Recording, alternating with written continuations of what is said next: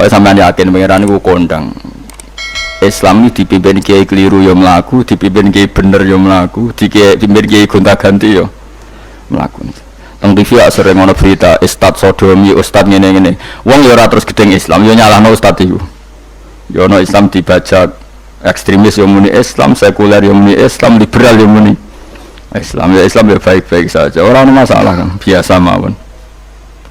Orang ini dunia riyen Rasulullah itu rak saya-sayane tiyang niku mawon disisipi tiyang munafik karena ndak ada cerita pendapat itu memuaskan semua pihak. Rasulullah rak kesayangane pangeran niku pun ndak bisa memuaskan semua orang sehingga orang yang kecewa ya jadi munafik. Pemenang terima kiai, terima presiden, terima kapolri, terima pangam, nggak bisa apapun konsepnya itu nggak bisa, mesti ada yang setuju pendekatan ekstremis itu persuasif. Sing sitok gak harus tegas, kalau gak tegas gak bisa membasmi seakar-akarnya. Sing jare persuasif, nak tegas mereka dendam malah kacau negara. Sing sitok kalau gak tegas mereka ngelama, ini kan raiso selesai. Akhirnya nyelesai, aku sing pimpinan, nurut. Akhirnya sing pendapatnya gak tinggal, nurut ya nurut mereka dipecat, tapi terus balik lo sidik, balik lo apa? Sidik. Masjid gak ngotot nasib, kiai gak ngotot. Kalau nak ada murid kuata, ada santri kata, sing kiai ke kata.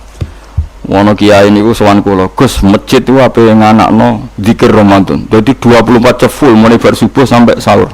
Saking semangat ibadah Ramadan.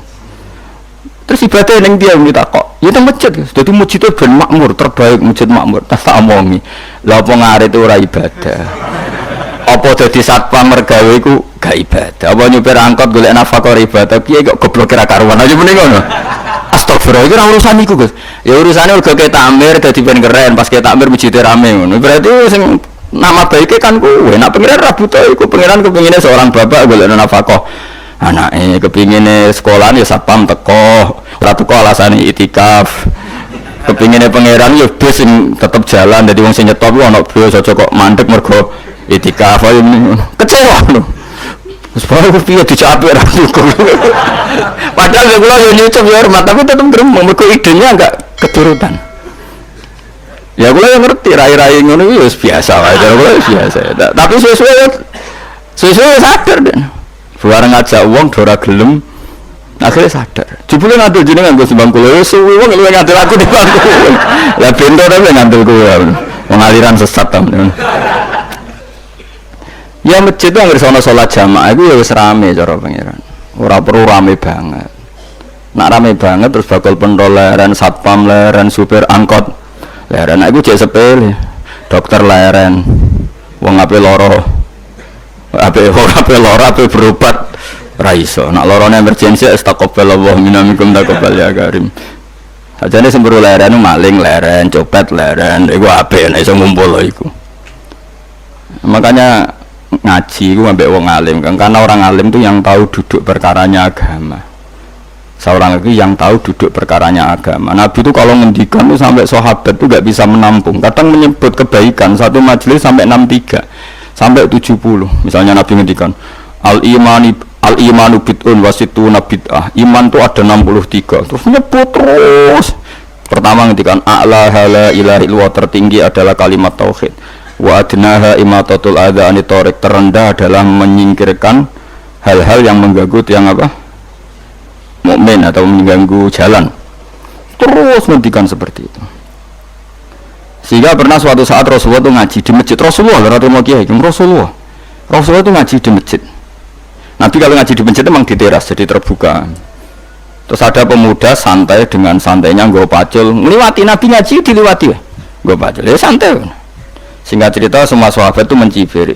Celaka betul pemuda itu, ada Rasulullah ngaji tidak ikut tapi dia berlalu saja bawa cangkulnya.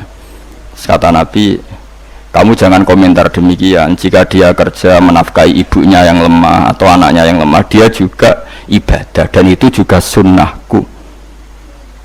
Hanya sahabat mereka sadar. Jadi untuk meramaikan Islam itu tidak harus semuanya ngaji di masjid. Sehingga kerja ya ben kerja. Sementara orang jadi germo.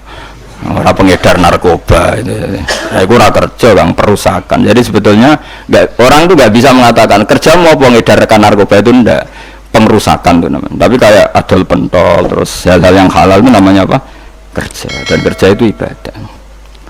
efek dari perikiran ulama yang seperti ini, akhirnya masjid daerah ulama itu sepi-sepi.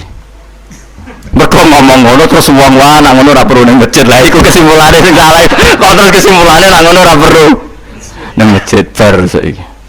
Maksudnya orang ngono sing di aktivitas nggih monggo. Nah sing ada akibat timbang turu ning omah ini aduk ibadah ning masjid aja aduk turu ning masjid. Nah akhirnya daerah-daerah tertentu yang akeh ulama mesti masjidnya sepi, tak jamin. Jajal gitu loh nih Rembang, tambah sepi karena ulama cara berpikir jauh kerja ya ibadah, ngernet ya ibadah, mulang ya ibadah. Akhirnya orang masjid mas terawih iku yang golek sing cepet. Tapi kunane kuno Nabi sekalipun itu yang namanya orang yang mendengar tetap ada yang menolak. Konsep perang di luar kota itu kan secara teori militer itu rasional, bikin kontak ya rasional. Tapi orang yang berpendapat tadi, ya Rasulullah kita di rumah saja, itu ya gelo. Kayak tadi orang yang ingin memakmurkan masjid kemudian kan saya seperti itu ya gelo. Kalau pikiran saya, suatu saat dia sadar, intinya sadar, terus sowan saya sadar, karena ya muridnya ada murid beda angkatan ya dia semi teman sama saya. Tak omong ngene, cong kowe nak pancen seneng masjid tenan, masjid itu sudah jadi problem bagi umat. Misalnya gini, ojo sampai kenapa ora nyupir angkot demi nak mirno masjid, kenapa ora tugas satpam demi makmurno masjid. Berarti masjid ini menjadi problem penghalang dari sistem sosial ekonomi. Kowe seneng masjid darani problem, kowe seneng masjid dianggap kambing hitam. Ya gitu, sholat jamaah saja, sholat jamaah di masjid. Terus yang nganggur-nganggur ya ke masjid. Tapi kalau yang sibuk ya monggo, asal itu halal ya ibadah. Ketika Nabi setiap aktivitas muslim asal halal itu apa? Ibadah. Makanya kita harus. Nah, tapi kan pendapat seperti ini itu kan kadang dibantah juga. Tapi ke Ramadan Gus tahun pisah, nosok njenengan ora setuju. Tak bukti kalau dia hadu nafsi tak tes. Ya wis aku setuju. Syaratnya ketuane takmir ra kowe. Dadi masjid rame pas kowe ra ketua takmir. Isen deh karena dia ingin punya prestasi. Berarti sawang wow pas dia ketua takmir hadun nafsi enggak? Hadun nafsi pasti dia itu cari. Ya jajal pengajian sing gede-gede. Mereka pengurus takmirnya kepengen pas era dini tahu pengajian geden. Pas gak pengurus takmir terus ada pengajian geden. Lapo rame-rame bareng. Padahal orangnya sama.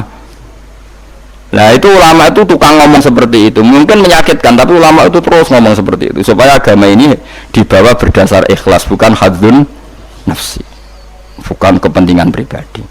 Tapi tentu ulama tetap ngomong iktikaf ya sunat baik, kerja ya baik, amal lainnya asal baik ya baik, ngomong gitu terus.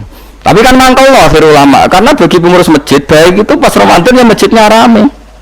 Bagi yayasan yatim piatu amal apik ya dikene yayasan yatim piatu. Bagi KBIH, bagi travel amal apik ya umroh. Ya ora. Jadi tenan kula raguyen.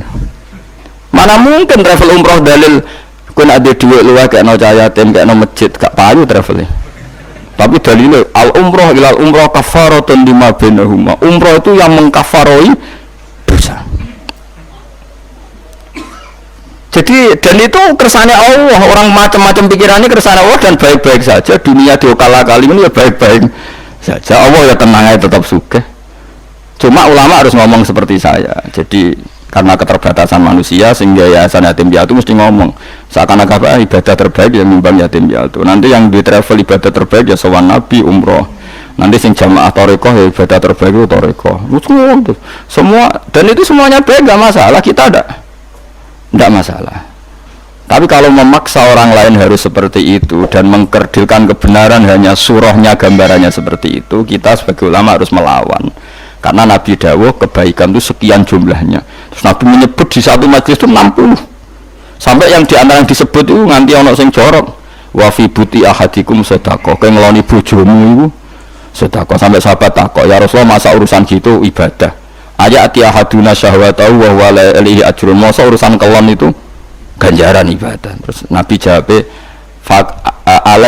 kata Nabi faqih falawadu'a fi haramin akana alihi wisrun. Kalau andikan dia meletakkan mental seksnya atau aktivitas seksnya di luar yang halal, apakah itu tidak dosa? Iya ya Rasulullah. Terus kata Nabi wa kadzalika, begitulah kalau diletakkan di halal dia juga dapat apa? Pahala. terakhir Nabi ngendikan takufu syarraka anin nas fa innaha shadaqatun minka ala nafsik. Jika kamu itikaf di masjid tidak bisa, dol pentol tidak bisa, jadi satpam tidak bisa, aktivitas sosial yang menguntungkan orang lain tidak bisa. Takufu syarraka anin nas. Yang penting kamu tidak berbuat buruk yang merugikan manusia. Sehingga sampai ada riwayat dari orang sufi, ibadahnya orang zaman akhir itu tidur, karena anak tidur harus gak ganggu wong. Iya, paling bojo tok sepeten. Tapi kan yo nyopet yo ora, zina yo ora, ndelok wong ayu yo ora. Nah, itu sampai Nabi terakhir nyebut. Dari sekian kebaikan tuh kalau gak mungkin kata Nabi takufu syarraka anin nas fa innaha shadaqatun minka ala nafsik. Sementing kamu tidak melukai atau merugikan orang apa? Sehingga misalnya ulama kok ngerti ada orang tidur di rumah, wong apik, gak ganggu wong. Ana bajingan mati, wong apik, iso bajingan meneh. Nah, kira masyhur orang ana bajingan mati, kiai tenan, saya nggih mayit niku, wong gak siap nih saya. Bajingan sih. Saya padahal ning atine kiai nek mati apik dong ora iso bajingan. Akhir dari bajingane ya wis mati. Wis sekarang ngakhiri bajingan apik ta elek? Apik. Berarti matine elek ta apik? Apik. Maksudnya kiai apik matine ora apik wonge. Lah ngomong gak trimo pikirane apik iku. Wonge lagi kiai wis ndake wis pinter maksudnya. Apik iki niki. Ngomong keberatan. Ayo ngomong apik. Ya sesuk kan wedi yo. Nggih apik. Lah itu ilmu. Jadi ngaji ilmu itu orang harus punya kesiapan pendapat meskipun itu kita tidak siap. Wa wasa antakrohu syai'a wa huwa khairul lakum. Pendapat meskipun kamu kadang tidak cocok, bisa saja menurut Islam itu ini lebih apa? Baik. Karena tadi kebaikan itu sekian bentuk. Bisa ulang, kebaikan itu sekian apa? Bentuk.